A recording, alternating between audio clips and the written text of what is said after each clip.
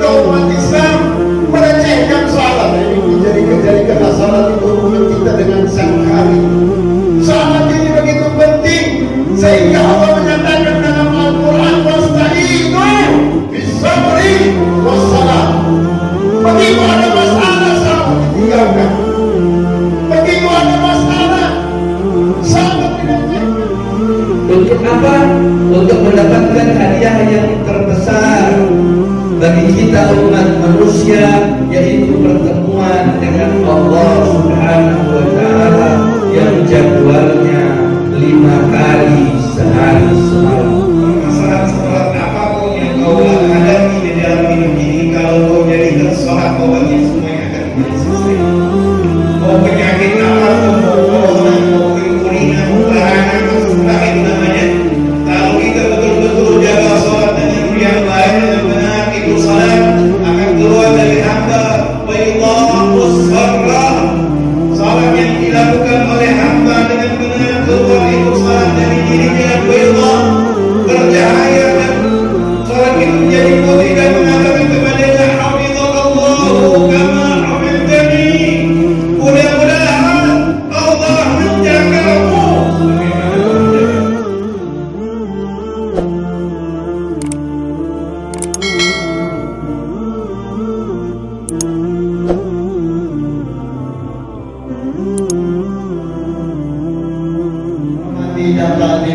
Hadirin yang dimuliakan oleh Allah Subhanahu wa Ta'ala, berdirinya saya di tengah-tengah ini mewakili teman-teman asatidz Pondok Pesantren Rawdatul Mustaqbalil Khairat, mewakili semua pengurus Pondok Pesantren Rawdatul Mustaqbalil Khairat, mewakili pimpinan Pondok Pesantren Rawdatul Mustaqbalil Khairat, mengatakan yang pertama adalah mengucapkan ribuan banyak terima kasih atas hadirnya para bapak dan para ibu di acara peringatan Isra Mi'raj Nabi besar Muhammad sallallahu alaihi wasallam di pesantren Rawdatul Mustaqbalil Khairat ini. Amin. Jamaah yang dimuliakan oleh Allah Subhanahu wa Ta'ala, tema Isra Mi'raj pada kesempatan siang hari ini adalah as-salatu mi'rajul mu'min.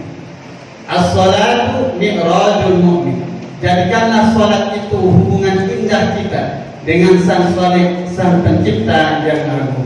Yang kami hormati para penceramah, Adai Allah Al-Habib Hasan, Habib Turban, Habib Muhammad Ridha As-Segar, An-Limuni Anis-Salat Jika a'rif ila Allah Subhanahu wa Ta'ala. Ajarilah kami bagaimana itu salat sebenarnya, sehingga kami bisa mi'raj kepada Allah Subhanahu wa Ta'ala. Ini adalah titipan kami dari para hadirin semua, sehingga insya Allah tidak pulang dari tempat ini kecuali kualitas sholat kita duhur ini lebih baik daripada yang maghrib atau yang duhur yang kemarin. Amin amin ya rabbal alamin. Hadirin wal hadirat yang dimuliakan oleh Allah Subhanahu wa Ta'ala, berbicara tentang Isra Mi'raj sudah sering kita dengarkan. Apa sih kegunaan kita untuk berkumpul dengan merayakan perayaan-perayaan seperti ini? Kata Allah dalam Al-Quran, wa may yu'azzim sya'airallah fa innaha min taqwal qulub. Dan siapa yang membesarkan syiar-syiar Allah, hati kita akan menjadi kuat. Kecintaan kita kepada Rasulullah akan menjadi kuat. Kecintaan kita kepada Allah Subhanahu wa Ta'ala akan menjadi kuat di saat zaman yang mulai gila, dan di saat-saat banyak kejadian-kejadian fenomena alam yang mencegah kita untuk melaksanakan syariat yang ini. Sekarang jabat tangan sudah tidak dibolehkan. Subhanallah. Hadis mengatakan barang siapa yang berjabat tangan akan menghilangkan rasa sakit hatinya dalam. Ini ketakutan kita dengan corona. Tidak perlu takut dengan corona. Saya pernah belajar di Mesir, kita suka makan makarona. Beda Pak. Hadirin wal hadirat yang dimuliakan oleh Allah Subhanahu wa Ta'ala, kejadian Isra dan Mi'raj, sebelum terjadi perjalanan tersebut ada kejadian-kejadian sebelumnya. Kejadian sebelumnya tatkala paman yang selalu mengayomi Nabi, yang selalu membentengi Nabi dalam perjalanan dakwahnya meninggalkan dunia ada kelompok orang mau bertanya yang menyatakan bahwa pamannya itu masuk neraka dan surga. Dia kira dia punya nenek moyang yang punya surga dan neraka. Istri yang mengayomi Nabi, yang tempat Nabi selalu curhat, yang tempat Nabi selalu mengeluh, meninggalkan dunia yang fana, sehingga kesedihan itu terliputi kepada baginda Nabi besar Muhammad SAW. Dan bagaimana kecintaan Allah kepada kekasihnya Rasulullah. Allah tidak mau melihat kesedihan tersebut, sehingga Allah membuat sebuah perjalanan yang kita kenal dengan Isra wal Mi'raj. Dan tahun itu disebut dengan Amul Huzn, tahun penuh kesedihan, karena umat Islam dulunya tidak punya tahun.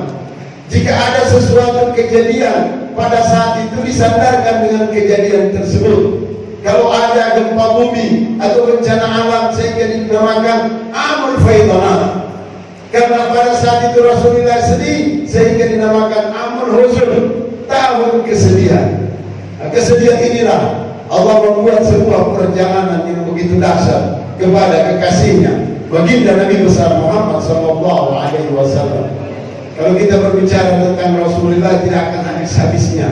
Tidak ada pencatat sejarah itu yang mampu mencatat keseluruhan tentang bagaimana kehebatan, bagaimana keistimewaan baginda Nabi besar Muhammad SAW. Sehingga seorang yang bernama Habib Ali Al-Habsyi dalam maulidnya mengatakan, la tafi'u bi usyri mi'sarin bin awsaf. Tidak sampai 1/10, padahal dia sudah ungkapkan begitu banyak. Karena kenapa? Keistimewaan itu akan muncul terus menerus selama dunia ini masih ada. Hadirin wal hadirat yang dimuliakan oleh Allah Subhanahu wa taala. Dalam perjalanan itu yang kita ketahui bersama, perjalanan dari masjid menuju masjid. Ada yang tanya, "Habib, kenapa bukan dari Masjid Al-Khairah? Atau kenapa bukan dari Masjid Jami?" Ada perbedaan antara Masjidil Haram dengan masjid-masjid yang ada di luar. Masjidil Haram rohaniannya yang begitu tinggi, sehingga seseorang melaksanakan satu salat itu sama dengan 100.000 kali pahalanya. Subhanallah. Jadi makanya orang berbondong-bondong berapapun biaya umrah, berapapun biaya haji, karena apa? Mau pergi tebus salat yang begitu tinggi pahalanya. Bukan berarti pulang dari sana itu tidak salat. Nah, ini haji Abu Nawas namanya. Hadirin wal hadirat yang dimuliakan oleh Allah Subhanahu wa taala. Tapi banyak dari kita umat Islam melecehkan salat. Ini dijadikanlah salat itu hubungan kita dengan Sang Khalik. Salat ini begitu penting, sehingga Allah menyatakan dalam Al-Quran, wasta'inu bis-sabri was-salat. Begitu ada masalah, salat ditinggalkan. Begitu ada masalah, salat di masjid makin mewah, tapi umatnya yang ada atau jamaahnya yang ada bisa dihitung dengan tajam. Makin mewah, sebagian masjid lagi pasang AC dan lain sebagainya. Nah, ini dengan perayaan-perayaan seperti inilah kita memberikan motivasi dan mencas kembali bahwa salat itu tadi sudah dikatakan mi'rajul mu'min. Kalau Nabi Muhammad itu mi'raj, kita juga bisa mi'raj umatnya. Dengan apa? Dengan melaksanakan pekerjaan yang namanya salat. Nabi mengatakan kepada kita, perintah anak kalian umur 7 tahun diperintahkan. Begitu 10 fadrimu, kalau dia tidak mau salat, pukul, dulu, labrak. Ini pukul, ini pendidikan yang begitu. Dalam ilmu pendidikan kurang baik, tapi untuk salat tidak. Nabi bilang fadrimu, pukul. Apa maksudnya? Kalau dari sekarang kita tidak pukul, nanti dia besar kebiasaan tidak akan salat.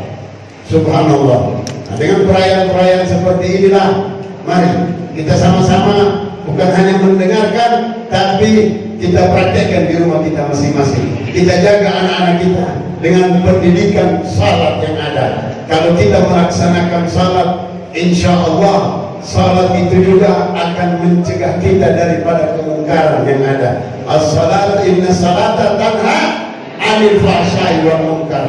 Nah, itu saya tidak terlalu panjang membahas tentang sholat. Nanti ada inti yang disampaikan. Tadi alhamdulillah kita sudah merayakan ini berapa banyak pahala yang kita dapatkan pada hari ini. Kita hadir Isra Mi'raj, hadirin hadirat yang dimuliakan oleh Allah Subhanahu wa taala. Tentunya kehadiran kita di tempat ini bukan sekedar hadir, tapi begitu banyak pahala yang dijanjikan oleh Allah Subhanahu wa taala. Dari masjid menuju masjid, menerima untuk apa yang memakmurkan masjid, sehingga orang yang cinta saja kepada masjid itu mendapatkan perlindungan khusus di sisi Allah Subhanahu wa taala. Kata Nabi Muhammad, sab'atu yudhilluhumullahu fi dhilli wa ma la dhilla illa dhilluh. Di antaranya rajulun qalbuhu mu'allaqun bil masajid. Cinta kepada masjid sudah mendatangkan pahala kepada kita. Mudah-mudahan kita yang hadir diampuni segala dosa kita oleh Allah Subhanahu wa taala. Mudah-mudahan semua yang mempunyai hajat-hajat tertentu dikabulkan oleh Allah Subhanahu wa taala. Dikatakan oleh baginda Rasulullah SAW bahwa setiap amal ibadah itu tergantung dari niatnya. Kita telah datang dari rumah, berkumpul di suatu tempat yang biasa diadakan zikir, yang biasa diadakan majlis ta'lim untuk mengenang baginda Rasulullah SAW. Ketika pertemuan Nabi Allah Musa dan Nabi Allah Khidir, Nabi Allah Khidir mengisyaratkan kepada Nabi Allah Musa untuk melihat burung yang memasukkan paruhnya ke lautan. Kemudian setelah mengangkat paruhnya, ada air yang diminum dan ada air lembab di paruhnya si burung. Kata Nabi Allah Khidir alaihissalam kepada Nabi Allah Musa, tidaklah ilmu saya dan ilmumu kecuali seperti lembabnya air di paruh burung yang ia masukkan ke lautan, dan lautan itu adalah ilmunya Allah Subhanahu wa taala. Tadi dikatakan oleh Habib Hasan peristiwa yang disebutkan oleh Allah Subhanahu wa taala di dalam Al-Qur'an, subhanalladzi asra bi 'abdihi lailan minal masjidil haram ila al-masjidil aqsa, ini adalah hiburan bagi Rasulullah sallallahu alaihi wasallam. Hiburan itu ada macam-macam. Ada berupa surat, ada berupa undangan, ada berupa undangan plus jemputan, ada berupa undangan plus jemputan plus anggota kepercayaan yang disuruh untuk menjemput. Ada lagi peserta dengan kendaraan. Ada lagi yang paling atas tentunya undangan berupa surat undangan, anggota yang merupakan kepercayaannya untuk menjemput, kendaraan yang mulia, juga hadiah yang diberikan kepada yang diundang. Rasulullah SAW mendapatkan undangan langsung dari Allah, mendapatkan jemputan para pembesar-pembesar daripada malaikat-malaikatnya Allah, mendapatkan kendaraan dari surga yaitu Burak, yang ketika dia meletakkan kakinya sejauh mata memandang. Untuk apa? Untuk mendapatkan hadiah yang terbesar bagi kita umat manusia, yaitu pertemuan dengan Allah Subhanahu wa taala yang jadwalnya 5 kali sehari semalam. Kalau ada undangan, kalau ada surat, kalau ada panggilan dari atasan, pimpinan, presiden, raja memanggil kepada kita untuk pertemuan, dan pertemuan itu dilakukan face to face, wajah dengan wajah, maka tidak berani kita untuk menolaknya. Dan ini adalah undangan yang menciptakan raja, undangan yang menciptakan atasan, pimpinan, presiden kita, yaitu Allah Subhanahu wa taala. Ada poin yang dikatakan oleh para ulama bahwa salat itu adalah percakapan kita dengan Allah. iyyaka na'budu wa iyyaka nasta'in. Di dalam hadis yang sahih bahwa di setiap langit ketika Rasulullah sampai pada perbatasan langit tersebut, ada pertanyaan yang sama yang terulang sebanyak 7 kali. Apa pertanyaannya itu? Siapa di belakang pintu? Muhammad bin Abdullah. Apakah telah diutus dia oleh Allah Subhanahu wa taala? Telah diutus dia oleh Allah Subhanahu wa taala. Seakan-akan pertanyaan itu adalah miftah, adalah kunci untuk membuka langit pertama sampai langit ke-7. Seandainya tidak ada pertanyaan tersebut, apakah langit itu akan terbuka? Langit itu akan terbuka.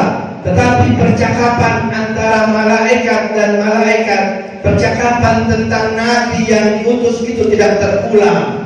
Jadi di dalam hadis itu bahwa percakapan antara malaikat dan pertanyaan malaikat tentang diutusnya Rasulullah SAW berulang-ulang sebanyak jumlahnya langit yang ada. Hikmahnya, kita ketika menghadap kepada Allah Subhanahu wa taala, kita menghadap kepada raja-raja yang mempunyai surga dan neraka, yang akan mengabulkan doa-doa kita. Tetapi kata baginda Rasulullah SAW, "Fakaifa yustajabu lahu?" Bagaimana akan dikabulkan doanya kalau makalnya, kalau masyarabnya, kalau malbasnya, kalau apa yang dia makan, apa yang dia minum, apa yang dia kenakan adalah dari sesuatu yang dilarang oleh Allah Subhanahu wa taala. Kata Habib Abdullah bin Ali Al-Haddad dalam kitabnya Risalatul Mu'awadah, kalau di pakaian koko kita, pakaian sembahyang kita, ada 1% dari sesuatu yang dilarang oleh Allah Subhanahu wa taala. Kalau misalkan pakaian itu harganya 100.000 dan ada 1 rupiah itu dari sesuatu yang dilarang oleh Allah, maka sholat kita tidak diterima oleh Allah Subhanahu wa taala. Makanya di ayat tadi yang diungkapkan oleh Habib Hasan adalah kalimat dengan memakai alif lam. Inna salah yang itu, salat yang engkau lakukan dengan telah membersihkan pakaianmu, telah membersihkan hatimu, telah memperbaiki wudukmu. Gurunya Imam Syafi'i memuji Imam Syafi'i bukan dengan pujian-pujian yang lain, tetapi ketika gurunya, yaitu keturunannya baginda Rasulullah SAW, memuji muridnya yang bernama Muhammad bin Idris Asy-Syafi'i dengan pujian bahwa Imam Syafi'i itu adalah orang yang memperbaiki wudhunya. Kalau wudhu seseorang baik, maka tentu sholatnya akan baik. Al-Imam Ali Zainal Abidin, cicit daripada baginda Rasulullah SAW, anak daripada Al-Imam Husain, anak daripada Al-Imam Ali bin Abi Thalib wa Fatimah Zahra binti Rasulullah SAW, telah menghadirkan hatinya ketika ia memegang air berwudu. Wajahnya berubah menjadi pucat pasi ketika ditanyakan oleh murid-muridnya, "Wahai guru kita, wahai tuan guru, kenapa engkau punya wajah berubah sedangkan engkau masih dalam posisi berwudu?" Kemudian beliau berkata, "Tahukah kalian kepada siapa aku akan berdiri? Kepada kepada zat yang mempunyai surga dan neraka, kepada zat yang mengatakan limanil mulkul yaum, untuk siapa kerajaan saat ini. Tidak ada yang mengangkat kepala, tidak ada yang berbicara. Raja-raja, penguasa-penguasa saat itu semuanya terdiam." Pertanyaan itu dijawab sendiri oleh Allah Subhanahu wa taala, "Limanil mulkul yaum, lillahil wahidil qahhar." Untuk Allah Subhanahu wa taala yang Maha Esa, yang Maha menundukkan semua keinginannya. Perjalanan baginda Rasulullah SAW kemudian mendapatkan hadiah yang paling besar, yaitu untuk kita umatnya baginda Rasulullah SAW 50 waktu yang kemudian berkurang dan berkurang, tetapi pahalanya tetap sama seperti 50 waktu. Karena kullu hasanatin bi asyri amsalha, setiap satu kebaikan yang kita kerjakan mendapatkan 10 lipat dari pahalanya Allah Subhanahu wa taala. Kita pun berdiri menghadap Allah Subhanahu wa taala memohon hajat-hajat kita, dan insyaallah hajat-hajat kita diterima oleh Allah Subhanahu wa taala. Perbedaan kita nanti dengan umat yang kafir adalah hurul muhajjalin, adalah seperti tanda putih di kepala kuda, kata baginda Rasulullah SAW. Dari apa itu, kata sahabat-sahabat, ya Rasulullah? Dari bekas wuduknya umatku, maka umat Rasulullah SAW akan kelihatan tanda-tandanya, yaitu tanda berwudu. Yang gurunya Imam Syafi'i tadi memuji Imam Syafi'i bahwa dia adalah orang yang memperbaiki wudunya. Kita tidak panjang-panjang diberikan waktu. Semoga apa yang saya sampaikan bisa bermanfaat untuk diri saya, dan kita berikan waktu kepada tetamu kita. InsyaAllah kita bisa merenungkan dan mendengarkan, mempelajari apa yang beliau sampaikan. Wabillahi taufiq wal hidayah. Wassalamualaikum warahmatullahi taala wabarakatuh. Alhamdulillahi rabbil alamin. وبه نستعين على أمور الدنيا والدين. وصلى الله وسلم على سيد المرسلين سيدنا ومولانا محمد، اللهم صل وسلم عليه. سيدنا ومولانا أحمد، اللهم صل وسلم وبارك عليه. حبيب رب العالمين وعلى آله وصحبه أجمعين. أما بعد، رب اشرح لي صدري ويسر لي أمري واحلل عقدة من لساني يفقه قولي. سبحانك لا علم لنا إلا ما علمتنا إنك أنت العليم الحكيم. اللهم أرنا الحق حقا وارزقنا اتباعه، آمين. وأرنا الباطل باطلا وارزقنا اجتنابه، ولا تجعله مشتبها علينا فنتبع الهوى يا أرحم الراحمين. حضرة الحبائب المحترمين وكافة الأساتذة حاضرين حاضرات yang dimuliakan oleh Allah, بالخصوص para habaib kita telah memberikan nasihatnya kepada kita, Al-Habib Hasan bin Idrus Al-Habsyi wal Habib Abdul Bari bin Smain. Tadi kita sudah mendengarkan nasihat dari guru-guru kita yang luar biasa. Mudah-mudahan dari apa yang telah mereka sampaikan kepada kita bisa bermanfaat buat kita. Amin ya rabbal alamin. Dalam hidup ini pastilah kita mencari kehidupan yang terbaik, kehidupan yang membuat kita bahagia di dunia kita sampai akhirat kita. Maka dari itu Allah Subhanahu wa taala telah menyebutkan dalam Al-Qur'an dua pola hidup yang dijalani seluruh orang yang pernah hidup di atas muka bumi ini. Jadi siapa saja yang pernah hidup di atas muka bumi ini, mau dia kaya, mau dia miskin, mau dia pejabat, mau dia orang hebat, mau siapapun yang pernah menjalani kehidupan di atas muka bumi ini, maka pola hidupnya tidak lepas dari dua pola hidup yang disebutkan oleh Allah di dalam Al-Quran. Yang pertama, pola hidup orang-orang yang saleh, pola hidup para nabi, pola hidup orang-orang yang dekat dengan Allah, yang disifati oleh Allah di dalam Al-Quran dengan sifat hayatan thayyibah, kehidupan yang baik. Allah nyatakan di dalam Al-Quran, man 'amila salihan min dzakarin aw untha wa huwa mu'minun falanuhyiyannahu hayatan thayyibah. Orang yang selalu beramal saleh. Amal saleh. Amal saleh itu adalah amal yang saleh menurut Allah, bukan menurut kita. Kadang menurut kita itu amal saleh, tapi dinilai oleh Allah bukan amal saleh, tapi amal yang salah, tidak jadi saleh.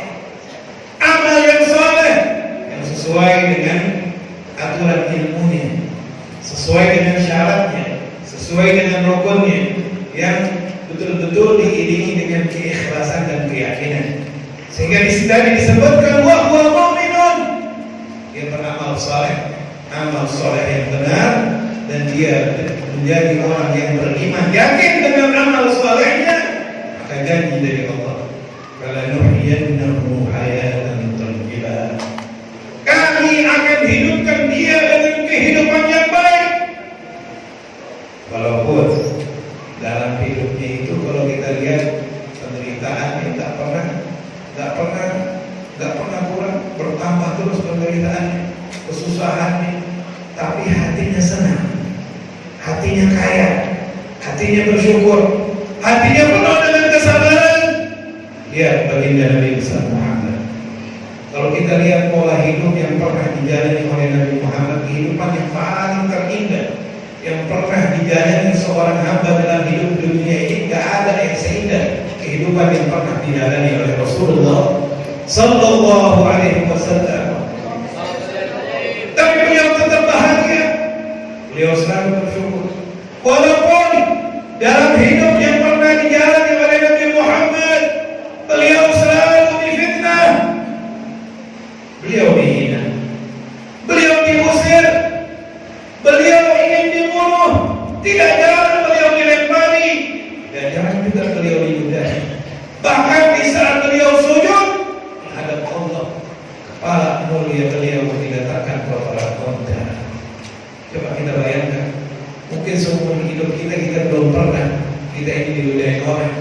Seumur hidup kita tidak pernah kita lagi sujud, kepala kita diletakkan kotoran konda. Itu semuanya pernah dialami oleh Nabi besar Muhammad Sallallahu Alaihi Wasallam. Tapi semua itu dijalani oleh Rasulullah, dan beliau mendapatkan ketenangan dan kesenangan dari Allah. Sehingga waktu Nabi Muhammad tadi kita dengar amal huzn, tahun kesedihan yang dirasakan oleh Nabi Muhammad SAW, apalagi setelah istrinya yang dicintai meninggal, Sayyidatina Khadijah binti Khuwailid, dan meninggal juga bapaknya Abu Talib. Dan Rasulullah SAW berhijrah pergi ke Taif dengan harapan mudah-mudahan dari orang-orang Taif dapat bantuan, mereka bisa ikut berjuang bersama Nabi dalam menyebarkan dakwah Nabi Muhammad Sallallahu Alaihi Wasallam. Selama 1 bulan Nabi datang ke orang-orang Taif, beliau datangi tokoh-tokoh masyarakat yang di Taif. Ternyata orang Taif mereka lebih parah dari orang yang Makkah. Nabi diusir, Nabi dihina, bahkan mereka waktu Nabi akan keluar dari Taif, mereka membariskan anak-anak mereka, budak-budak mereka untuk melempari Nabi dan mentertawakan Nabi Muhammad Sallallahu Alaihi Wasallam. Sampai Nabi Muhammad Sallallahu Alaihi Wasallam waktu beliau keluar dari kota Taif, di situ Nabi Muhammad ingin mengutarakan isi hatinya kepada Allah. Di sini kita tahu bagaimana Nabi Muhammad Sallallahu Alaihi Wasallam menjadi seorang yang betul-betul menghambakan dirinya hanya untuk Allah, bukan kepada makhluk, bukan kepada dunia, bukan kepada nafsu, bukan kepada tahta, tapi hanya untuk Allah. Beliau, istilah orang sekarang ini, curhatnya bukan ke keluarganya, atau bukan ke teman dekatnya, atau bukan ke istrinya, tapi curhatnya kepada Allah. Dalam isi curhatnya Nabi kepada Allah, beliau mengatakan, Allahumma ilaika ashku. Kalau dalam bahasa Arab, ashku ilaika dengan ilaika ashku itu beda artinya. Kalau ashku ilaika, aku mengadu kepadamu.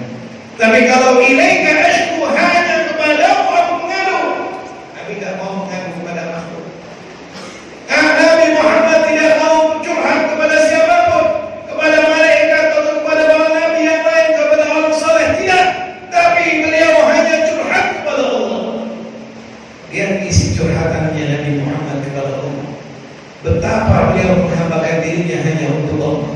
Beliau waktu mengutarakan isi hatinya di hadapan Allah, beliau tidak mengadukan kepada Allah tentang umatnya yang bejat, umatnya yang jahat, umatnya yang menghinanya, umatnya yang akan membunuhnya, tidak. Tapi beliau mengatakan, Allahumma ilaika ashku tuqfa quwwati. Ya Allah, hanya kepadamu aku mengadu. Dan yang aku akan adukan tuqfa quwwati, sedikit kekuatanku ini ya Allah, lemah kekuatanku ini ya Allah. Nabi betul-betul merasa lemah di hadapan Allah.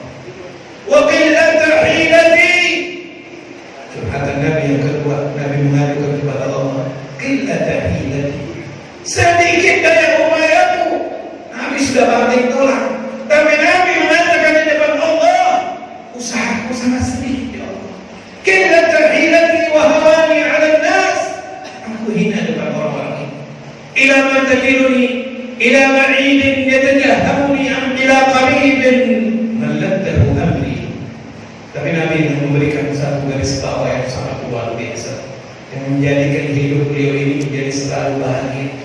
Walaupun semua orang musuhinya, walaupun semua orang membencinya, walaupun semua orang tidak senang kepadanya, Nabi mengatakan, "In lam yakun bika ghadaban fala ubali." In lam yakun bika ghadaban fala ubali. Jika engkau ya Allah tidak murka kepadaku, aku tak peduli. Ini prinsip hidupnya Nabi. Seluruh makhluk benci kepadaku, seluruh makhluk ingin membunuhku, seluruh makhluk mengusirku, seluruh makhluk memusuhiku, seluruh makhluk menghujatku, memfitnahku, itu semua tidak ada artinya di depanku.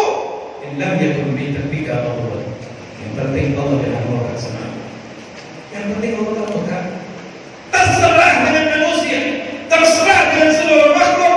Yang penting hubungan aku dengan Allah. Allah tak murka kepada. Di sini betul-betul Allah Subhanahu wa taala menjadi sangat cinta kepada Nabi Muhammad. Karena yang ada di hati Nabi Muhammad sama sekali beliau tidak tertipu dengan dunia seisinya. Beliau tidak tertipu dengan keindahan dunia, kehormatan dari manusia, sama sekali tidak. Tapi prinsip beliau adalah bagaimana hubungan baik beliau dengan Allah Subhanahu wa taala. Maka dari itu, dalam meraih hayatan thayyibah, mi'rajnya, caranya untuk mencapai kehidupan itu, pastilah kita harus mempelajari sejarah yang pernah dijalani oleh Nabi Muhammad. Nabi Muhammad SAW, beliau selalu berusaha bagaimana memperbaiki hubungannya dengan Allah. Maka disebutkan dalam judul acara kita sekarang ini, As-Salah Mi'rajul Mu'min.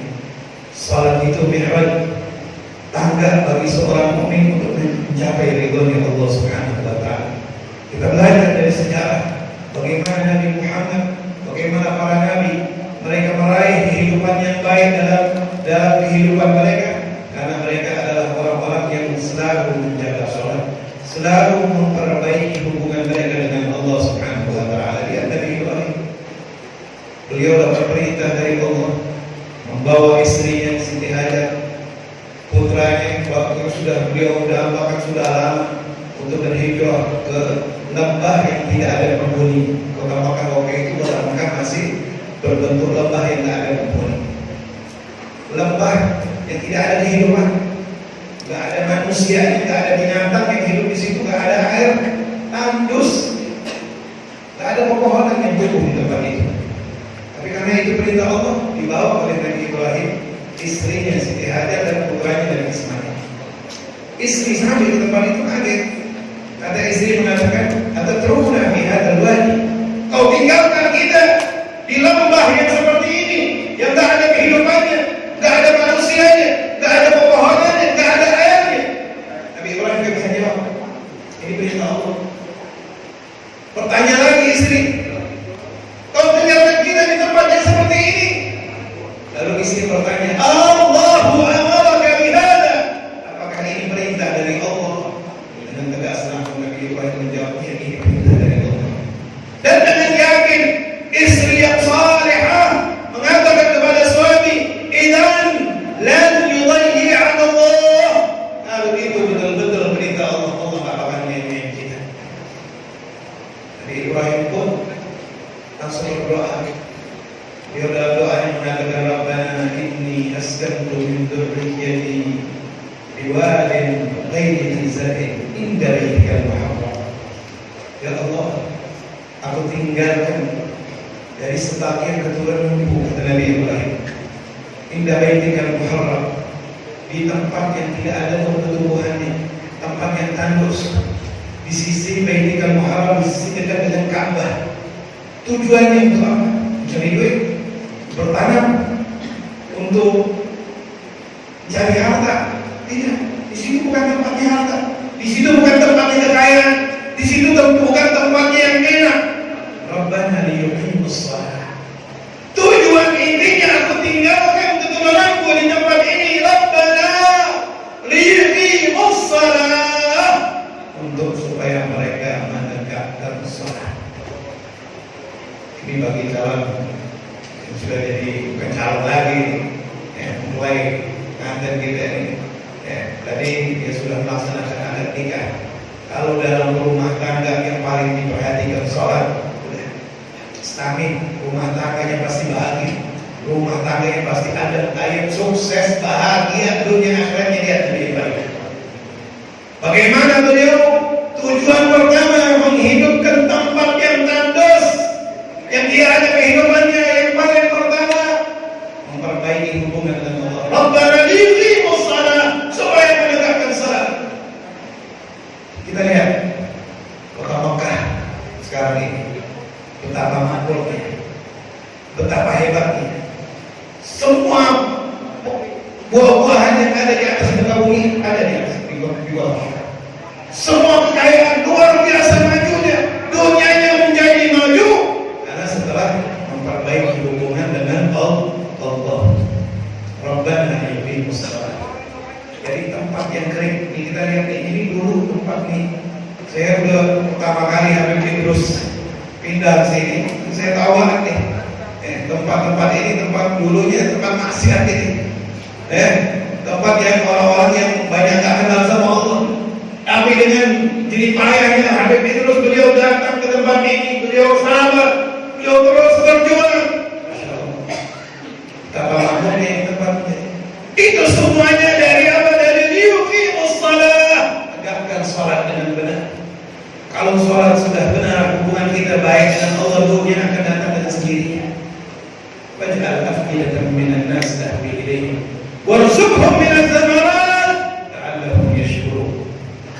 Jadi setelah itu Nabi Ibrahim beliau mendapatkan kemuliaan dari Allah, keturunannya terus mendapatkan kemuliaan dan hidup mereka karena mereka berpegang dengan Allah, selalu menjaga salat, dimakmurkan oleh Allah Subhanahu wa taala kota Mekah yang luar biasa.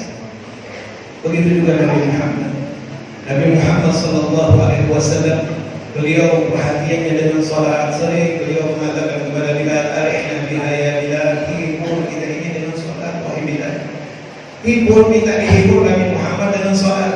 Sehingga sahabat Nabi mengatakan, "Kana sallallahu alaihi wasallam idza karabahu amran badara ila shalah." Rasulullah kalau sudah banyak problem permasalahan dalam dunia ini, obatnya salat. Permasalahan seberat apapun yang kau hadapi di dalam hidup ini, kalau kau jadikan salat obatnya, semuanya akan menjadi selesai. Mau penyakit apapun, mau corona, mau kulina, mau larangan, terserah itu namanya.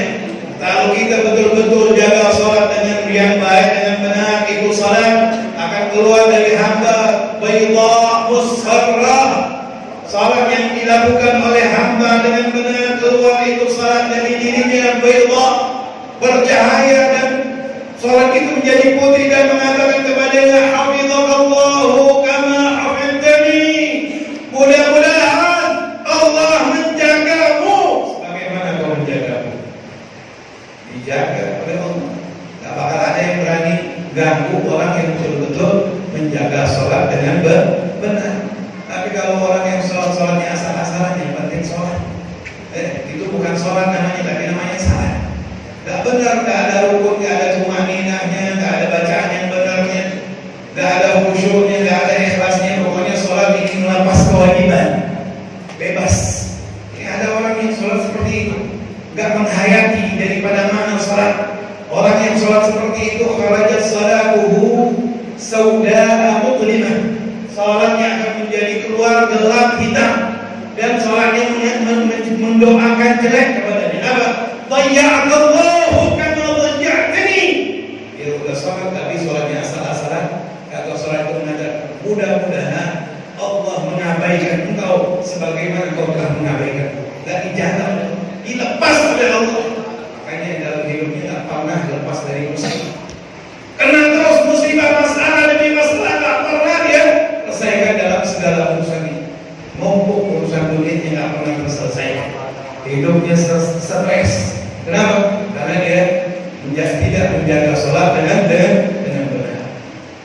Maka dari itu, hadirin hadirat yang dimuliakan oleh Allah Subhanahu wa taala, tadi kita ingin mencapai bagaimana kita mendapatkan hayatan thayyibah, kehidupan yang baik. Kehidupan yang baik itu bukan dengan kita mendapatkan harta yang berlimpah. Kehidupan yang baik bukan dengan pangkat depan manusia kita dihormati sama sekali, bukan. Kehidupan yang baik yang pernah dirasakan oleh keluarga Nabi, yang pernah dirasakan oleh para sahabat Nabi seperti Sayyidina Urwah bin Zubair, bagaimana dia merasakan hayatan thayyibah. Beliau ini pernah kena satu penyakit yang diharuskan oleh dokter, kakinya harus dipotong. Sekarang ini seperti orang kena penyakit pula, kalau nggak segera dipotong kakinya itu lukanya bisa melambat, bisa kemana-mana, lebih bahaya lagi. Jadi harus dipotong. Sebelum kakinya dipotong, kata dokter, dia harus minum obat bius biar nggak sadar. Kata beliau, kalau anak nggak sadar, berarti anak lupa sama Allah, putus hubungan anak sama Allah, dia nggak mau. Nah, kata dokter ini kalau dalam keadaan sadar dipotong kaki ini pasti nggak bakal kuat, sakitnya minta ampun. Dia bilang udah gini aja. Kalau emang harus dipotong anak punya kaki, potong waktu anak lagi sholat. Waktu anak lagi sholat, pas lagi tasyahud, nah di situ katanya potong kaki, kan nggak bakal berasa apa. Udah dia sholat. Orang dulu kalau udah sholat, nggak tahu, nggak sadar kanan kiri siapa, kontak batin sama Allah. Betul-betul dia menghayati betapa beruntungnya kita. Kita ini siapa? Coba kita hayati sholat. Kita ini siapa? Hamba yang lemah, hamba yang nggak punya apa-apa, hamba yang penuh dengan dosa, diizinkan oleh Allah dalam 5 waktu kita sehari 5 kali kita berhadapan sama Allah, bermunajat, berdialog langsung kepada Allah, nggak melalui malaikat, langsung kita mengatakan iyyaka na'budu, bercakap kita dengan Allah langsung. Anak-anak kita menganggap sholat itu seperti biasa, nggak kita hayati. Kalau para sahabat, para nabi, orang-orang sholat betul-betul merasa beruntung. Gimana seorang hamba yang hina, yang lemah, yang tidak mempunyai daya upaya mendapat izin dari Allah, menghadap kepada Allah. Kalau orang baru pulang menghadap presiden, dia cerita sekampung sebulan, diceritain dengan dia tak bosan-bosan, dia bilang, anak baru ketemu dengan presiden.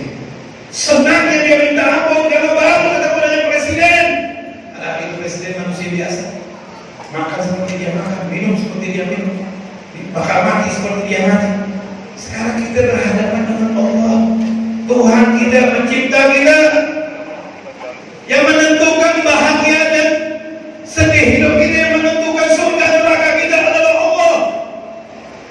Allah yang kita hadapi. Maka ini Sayyidina Urwah bin Zubair, waktu beliau sudah menghadap Allah dan dia betul-betul merasa beruntung, seorang hamba berhadapan dengan Allah di rumah, lupa dengan dunianya, lupa dengan rasa sakitnya, dipotong kakinya oleh dokter, dia nggak berasa sakit, karena sudah lupa dengan kenikmatan salat yang sedang beliau rasakan. Potong kakinya, dia nggak sadar. Setelah dia selesaikan sholat, baru dia sadar kakinya udah terputus. Sadar kakinya udah putus setelah dia salat. Selesai kan dia merasa, nggak merasa sakit. Kalau kita teriak, jangan kan boro-boro dipotong, di senggap oleh lagi atau semut kayak itu udah sholat kita minta ampun, nggak khusyuk lagi, sudah terganggu kita dengan semut, terganggu dengan nyamuk, karena kita nggak khusyuk, nggak serius dalam melaksanakan sholat.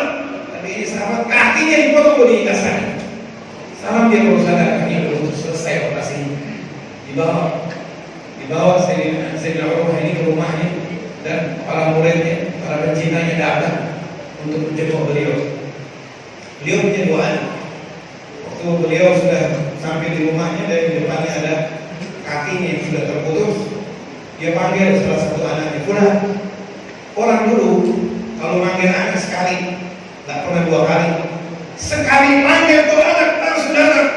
Nggak ada ceritanya orang dulu 2 kali, 3 kali manggil anak baru itu anak datang, nggak ada ceritanya. Sekali pasti anak itu langsung datang. Ini Sayyidina Urwah, dia punya 2 anak, dia panggil anaknya yang paling besar, tidak datang.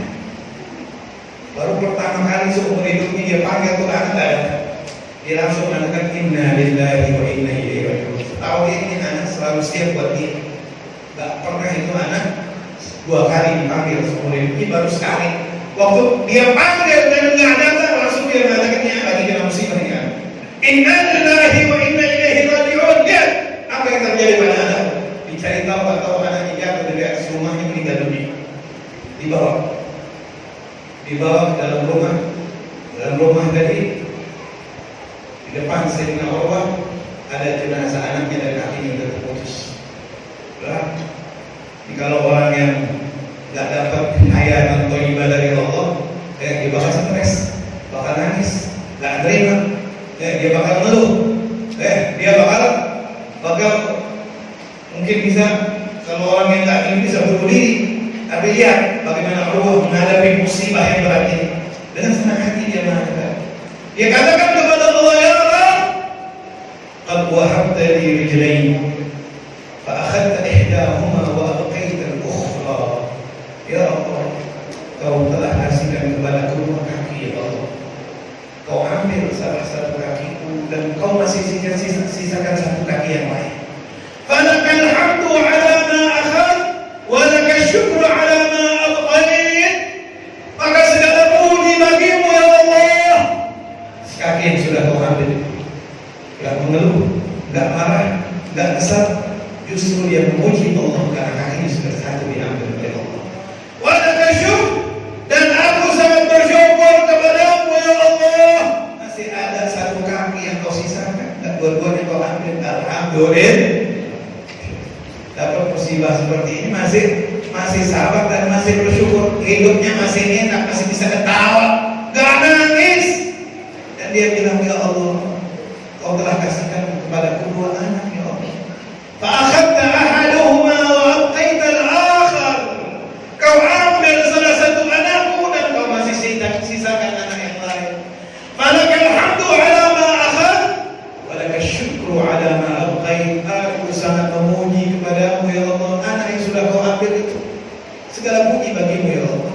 Dan aku sangat bersyukur kepadamu, ya Allah, masih ada 1 anak yang Kau sisakan. Masya Allah.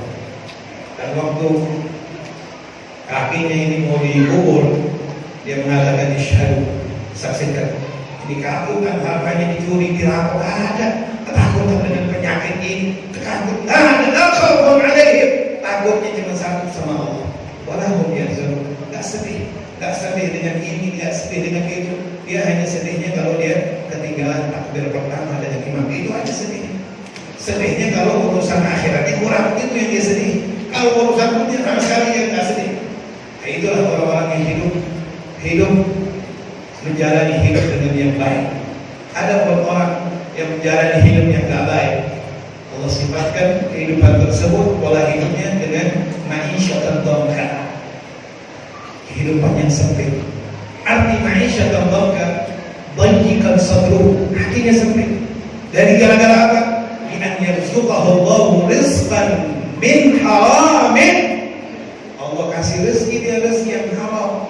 Banyak duitnya, banyak rumahnya, banyak hartanya, banyak segala yang dia miliki dari dunia, banyak. Mau mobil, berapa mobil ada sama dia, bermacam-macam merek mobil ada. Mau rumah berapa tingkat ada dia punya. Tapi semuanya dari yang haram. Semua yang dia dapatkan dari dunia min haram. Kita dengar orang kalau sudah semuanya dari haram, ma'kaluhu min haram, makanan dari yang haram, malbasuhu min haram, pakaiannya dari yang haram, mashrabuhu min haram, semuanya dari yang haram. Qul ma syi'tu famithluhu ta'mal. Makan yang kau mau, seperti apa yang kau makan kau akan beramal. Salatnya pasti dijamin jelek. Salat dia salatnya dihukumi salat yang salah, salat yang jahat, omongannya jadi jahat, tingkah lakunya jadi jahat, hubungan sama suami istrinya jadi kagak baik, hubungan anak dengan orang tuanya jadi jahat, semuanya jadi jahat. Bayikan seluruh hati sempit, galau, masuk rumahnya itu dianggap sama dia baitin hari, rumahku kayak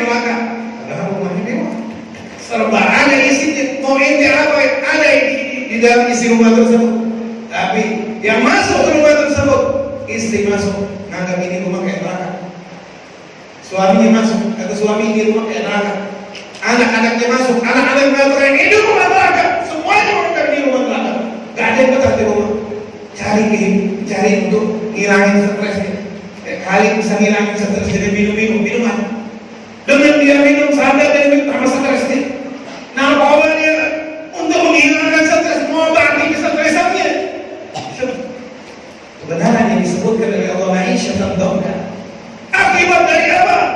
Wa man a'rada 'an dzikri fa inna lahu ma'isyatan dhanka.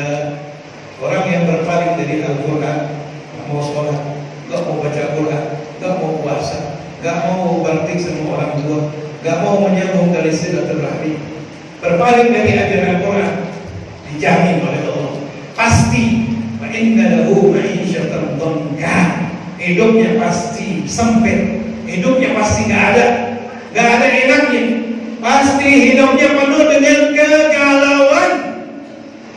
Akibat dari apa? Akibat dari dia berpaling dari ajaran Al-Qur'an.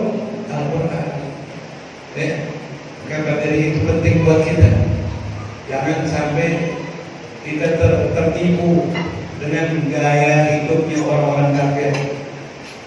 Wala yaghurrannaka taqallubuhum fil bilad. Allah katakan mata'un qalilun thumma ma'wahum jahannam. Mata'un qalil itu orang-orang kafir yang punya harta melimpah, kekayaan yang hebat. Sehebat apapun yang mereka punya pesawat, mereka punya kapal, mereka punya kekayaan yang tidak terhitung, mata'un qalil. Allah katakan itu kesenangan yang sedikit daripada dibandingkan dengan kesenangan akhirat. Karena itu marilah dalam kesempatan yang mulia ini kita sadar, jangan sampai kita jadi orang yang menggampangkan sholat lima waktu dan khususnya berjamaah. Kejayaan Islam ini tergantung kuncinya dalam sholat. Kalau umat Islam di mana tempat sholatnya rajin berjamaah, nggak perlu kita teriak-teriakan ceramah, dijamin umat Islam semuanya bakal jadi baik. Tapi kalau umat Islam masih terus menggampangkan sholat, ninggalin sholat, nggak mau sholatnya berjamaah, teriak-teriak, si khotib berkhotbah, ceramah, itu belum bisa mengobati keadaan umat Islam untuk menjadi lebih baik. Karena umat Islam jauh dari sholatnya. Maka dari itu Abu Umam Al-Bahili sebagai penutup dari ceramah ini, bertakut panjangan juga ini sampai ke 12 juga. Abu Umam Al-Bahili radhiyallahu ta'ala anhu, beliau datang ke Rasulullah dengan muka yang sedih. Fasa'alahu sallallahu alaihi wasallam an husni. Nabi tanya, "Ini kelihatan sedih kenapa?" kata Nabi. Dia mengatakan, "Ya Rasulullah, gimana aku enggak sedih? Aku punya 400 ontak, aku habis ludes diangkut oleh pencuri. Bahkan bukan hanya 400 ontak, 40 budak juga habis semuanya diambil."